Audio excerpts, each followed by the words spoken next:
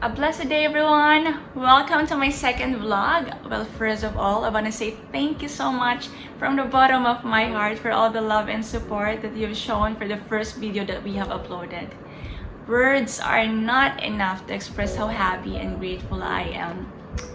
It's already the month of Feb, and I'm so excited not only because Valentine's Day is coming, but also because it is the birth month of my dear husband, Liam.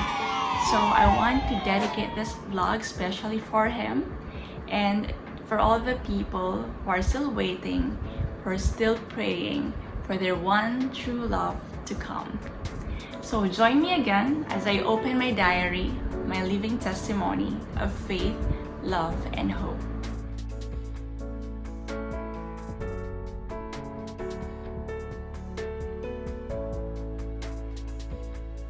I met Ruben in April of 2012. I met him during the lowest point of my life. I was heartbroken with my almost 7-year relationship. I was hurt, I was in pain, I was devastated and vulnerable. I felt betrayed and I felt wasted. And honestly, during that time, I don't know where and how to start again. There's so many things in my mind, but never did I question the Lord. But I remember questioning myself a lot. Questions like, why? What have I done? What have I not yet done? Because I thought that I already did everything. I thought that I already gave everything. I guess it's not enough. And that question, am I not enough? May mali ba sa akin? Pangit ba ako? Kapalit-palit ba ako? No, kidding aside, that's a line from Liza Soberano. But on a serious note, those things lingered on my mind. And I was thinking, am I really ready to throw away everything? Sayang naman ang 7 taon. Ang dami mo nang na-invest na emosyon, na oras. And one thing that really hurts is that, your relationship with the family. Kasi hindi lang siya yung minahal mo, pati yung family niya. And sobrang sakit nun. Nandun yung panghihinayang. Ready na ba ako to start again, meeting new friends again, date, meet the family? And I was already 26 during that time.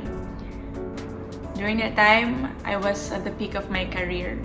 I felt that I was doing great. Kahit paano nakaipon na ako, nakatulong sa family. I was ready to settle down. I was just waiting for him. And things happened. But then, at the back of my mind, there's this voice na, you've already given 7 years of your life to him. I think it's about time you give your life to me. Let me direct your steps. And I know it was God. I know it would be a hard decision. But then I chose to trust the Lord. Kasi alam ko na deserve kong matulog sa gabi ng payapa. Ang isipan, gumising ng maluwag ang kalooban. Walang inaalala. Deserve ko na mahalin ng isang tao kung gaano ko rin siya kamahal. Nang wala kang iniisip na kahit na ano, na wala kang kahati. I think I deserve that. So, yun lang. I pray to God. The only things that I've been praying to God is just, number 1, Lord, sana mag-subside na yung pain. Kasi sobrang sakit na po. And secondly, Lord, kung ang will mo para sa amin ay kami pa rin hanggang sa huli, I know that you'll make a way. But Lord, if hindi siya ang para sa akin, please remove him from my life. Yun lang. It's not an easy journey. It would be easier for me to say something when you know that you're not at fault. But it doesn't mean that it would be easy to move on and let go. But I choose to let go and let God. And I'm so grateful that I did. I did the right choice. I made the right choice. I have this very good male friend of mine. He was in Dubai during the time, and I was in Singapore. So, he was always him that I confide to. Sabi niya, huwag ka kasing magmukmuk. Go out, meet new friends. Hindi lang ikaw ang heartbroken sa mundo. At hindi ka makaka-move on kung nandyan ka lang sa kwarto mo palagi after ng trabaho. I clearly remembered when he said, I want to introduce someone to you noon pa, but hindi ko siya magawang i-introduce kasi I know that you are taken. You're in a relationship. But now, kung meron mang isang tao sa isip ko na gustong-gusto kong ipakilala at pwede kong ipakilala sa'yo, that's no other than my friend. Sabi niya, he's a very good friend of mine. We grew up together. He's a classmate. Sabi niya, and nakakatawa kasi hindi ko malilimutan. Sinabi niya, saka ano yun? Malaki ang katawan. Oh no! Sabi ko, Diyos ko pare. Aanin ko naman ka ako, malaki ang katawan. Saka, I don't need anyone right now in my life. Sabi ko, umay na umay pa ako. Those are my exact words. Nakakatawa. Hindi nga. I-forward ko sa kanya yung Facebook account. And then, here comes April, end of April. Somebody sent me a friend request from Facebook. His name was Royvin Ruben Barcelos. And he kept messaging me day and night. Good morning, kumain ka na ba? Good evening. And hindi ako nag-reply sa kanya. Kasi parang hindi ko pa feel. Parang, I'm not looking for any friend as of the moment. Pero siya ay matyaga. And come May, that's the only time that I messaged him back. And I think for the entire 26 years of my life, first time ko nakipag-eyeball. When you're meeting someone na hindi mo naman talaga kilala. And my first impression to him was, I think this will be the first and last time na magkikita kami. Kasi mukhang hindi ako yung type niya. Kasi I am a very vocal person, and then Buben is, with a silent type. He's really a man of few words. He's shy. He's a shy type, but his words are always so humble and sincere. I think one thing that I liked about him is na wala siyang anumang yabang sa katawan. Actually, he reminds me of Captain Ri, of Crash Landing on You. Siguro kaya sobrang love ko si Yun Bin kasi I see the character of my husband with Captain Ri. He's so simple, but he's so caring and gentle. And daramdam mo yung respect. And I wasn't expecting na, he will like my company kasi during that time, sobrang taray ko and, the supladita girl na heartbroken, hindi masyadong mingiti. But he was so patient with me. Yung work niya from my work, kasi he's working in a shipyard, nasa kabilang dulo yun ng Singapore. And I was working during that time at the airport. So totally, magkalayo. But every day, he'll pick me up from work, ihatid niya ako, and then late na siya makakauwi. During that time then, he's very active in a life group. He's the one he introduced me to a life group. A life group is like a Bible study group. And the first time he invited me to join, I really don't want to because I don't feel like introducing myself to people that I don't know and, sharing and all. Siguro ang daming times na rin na na-decline ko siya. But there's one time na okay, napapayag niya ako. And I'm so grateful to God that I did.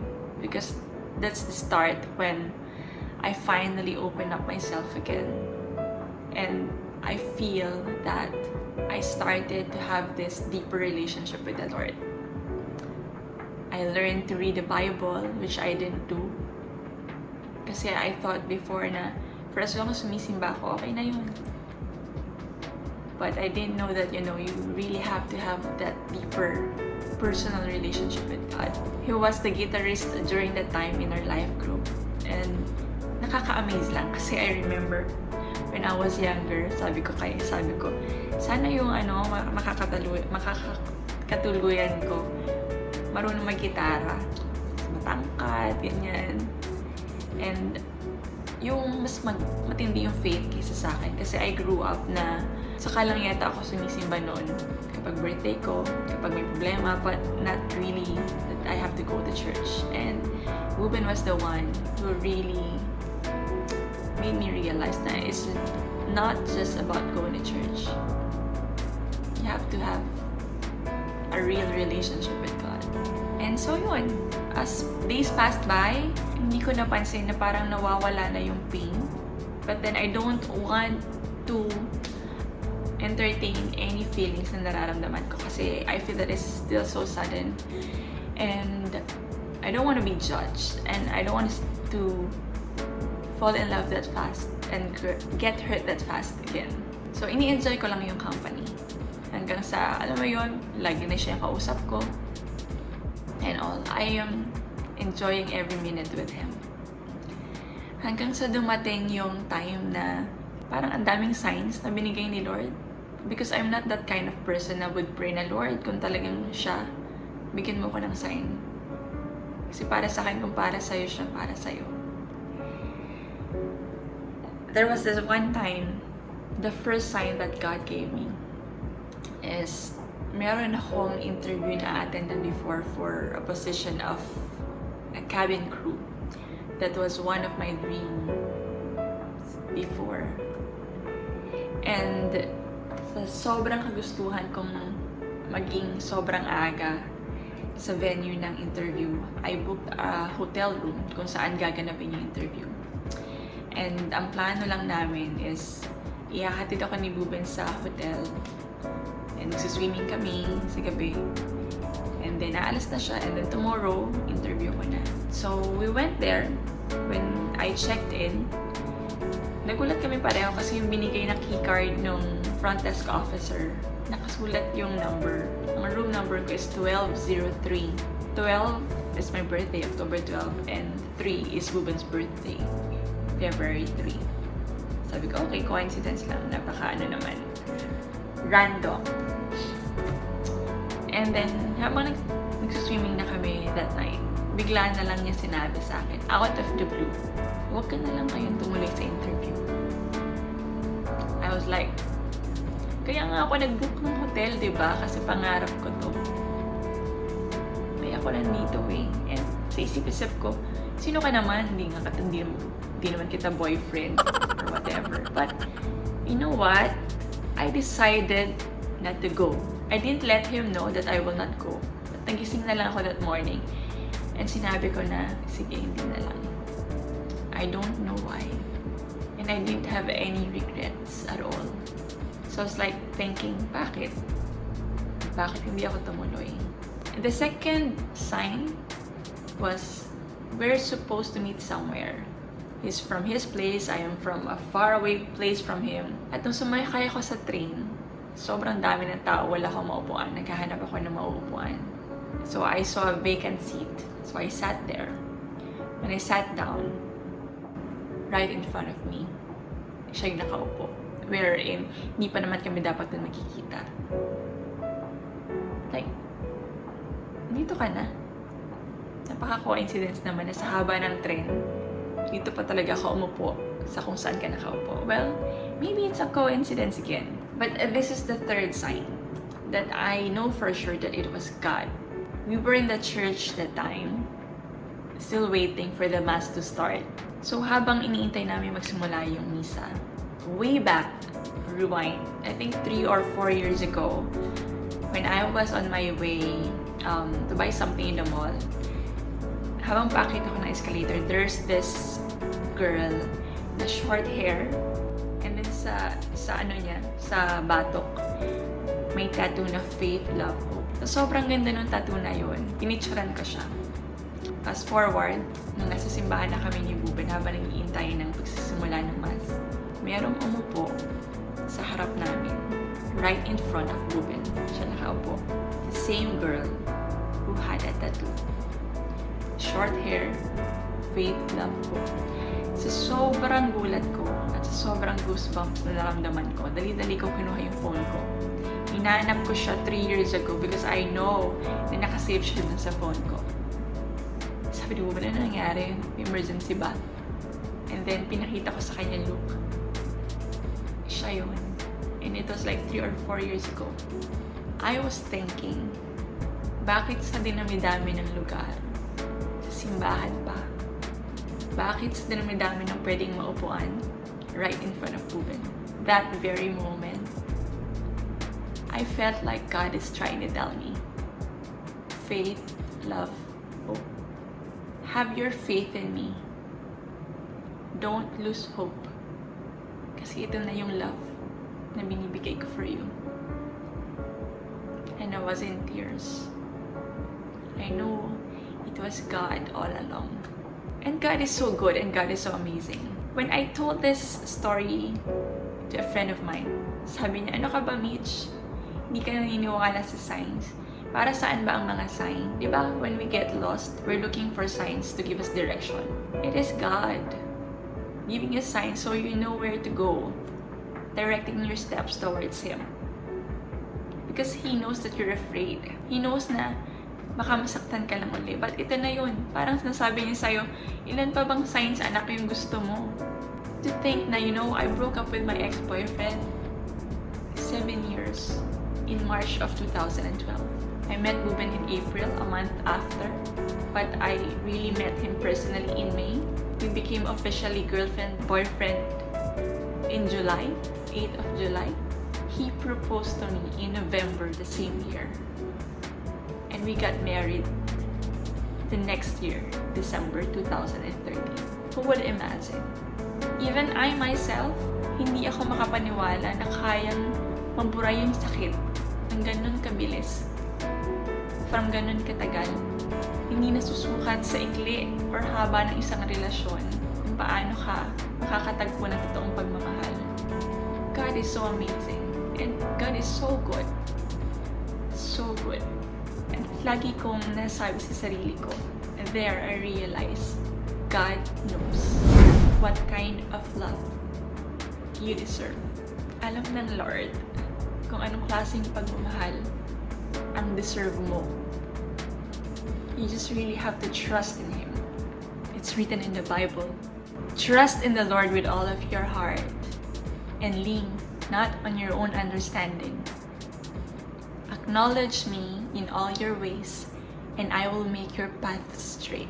Trust in me with all your heart, not a portion of your heart, but all your heart. And lean not on your own understanding. Kasi kung sa atin lang, we wouldn't understand. There are things na mahirap intindihin. When I thought na hindi ako makaka-move on agad-agad, dahil 7 taon yun, I was reminded God made the universe in 6 days, including humans and all. So what is so impossible with Him kung kaya niyang ihilang puso ko ng 3 buwan, 4 na buwan? Nothing is impossible with the Lord. And of course, not all people would understand. Some people thought na, ay baka, alam mo yon, pinakipbutas lang, or wait ko lang para gumanti. But I know my heart, and God knows my heart. And I don't have to explain anything, because God knows everything about it. And I deserve to be happy. We all deserve to be happy. To be very honest, with no sarcasm at all, and with all honesty, I'm grateful to my ex-boyfriend. Why? Because still I felt love. I know that it was love. It's just that, maybe it's not really us. It's not really meant to be us. Truly, I wouldn't meet my husband if not because of my ex-boyfriend then. Because the person who introduced to me to Buben is a common friend of ours as well. Arvin, who became our best man during our wedding day. Hindi ko makikilala ang asawa ko ngayon kung hindi rin dahil pinakilala niya ako kay Arvin na naging kaklase niya. So you see, God put these people in our lives connected to each other. It may, serve you as a lesson. That person may give you a lesson or teach you something to be better. Ang galing lang ng Lord. And I also wish the same happiness for him. No matter what, he also deserves to be happy. And I hope that he's happy now. Kulang ang salitang salamat, Lord, for everything. Sometimes, we just really need to listen to God and not to ourselves. And let Him direct our steps. Kasi minsan, laging tayo dapat yung nasusunod eh. Pasaway tayo. But then God is God. Yung akala mong masaya ka na, pwede ka pa palang maging mas masaya. Hindi mo kayang i-imagine or i-grasp sa palad mo yung mga mas magagandang plano ng Lord sa'yo. Especially if He knew na, wala kang ginawang mali. He will bless you. Alam nyo, na-realize ko, minsan, kailangan tayong basagin ni Lord. Ng basag, na basag, na basag. Para mabuo niya ulit tayo. Yung brand new. He will make us whole again. He can make us whole again. He allows us to feel empty so He can fill us up. Because He's the only one who can fill that void. Who can feel that emptiness. Siya lang. It's just a matter of surrendering everything to Him. And it's not just to surrender but to obey. True enough, He will never leave us nor forsake us. That's why I'm very grateful to the Lord. I will be forever grateful to the Lord that He gave me such a wonderful husband. Such an amazing husband. Buben is really a man of God. He's kind, he's gentle, he respects me a lot. He's a very supportive husband, a loving father. I couldn't ask for anything more. Sobrang grateful ko. And if I can turn back the hands of time, if that means masaktan ulit ako ng paulit-ulit, as long as I will end up with Him, I wouldn't mind. That's how much I love Him and that's how much grateful I am. So if you're still waiting for that one true love, never lose hope. Trust the Lord with all of your heart. Kasi ibibigay niya yun sa'yo sa tamang oras, sa tamang panahon, sa tamang tao. At malimit sa panahong hindi mo alam kung kailan at paano. At kung nasaktan ka man, kung heartbroken ka, okay lang yun. Huwag kang matakot magmahal muli. Always believe that everything happens for a reason. Sometimes, God allows us to be broken so that He can fix us again. Sometimes, God allows us to be shattered so that He can give us a stronger foundation. And you're not meant to be because somebody else is meant for you. Kailangan mo lang magtiwala kay Lord. Let go and let God. It's only God who can heal your heart. And it's only God who can give you the right person na mamahalin ka ng buo, na mamahalin ka ng totoo. You just have to trust Him and His process. So there, I hope you guys learned something from me today. Thank you again for watching. Please share this video with your family and friends. And please like and subscribe and hit the notification bell for more updates. And always remember, a grateful heart is always a happy heart. See you again, only here on MICH Diaries.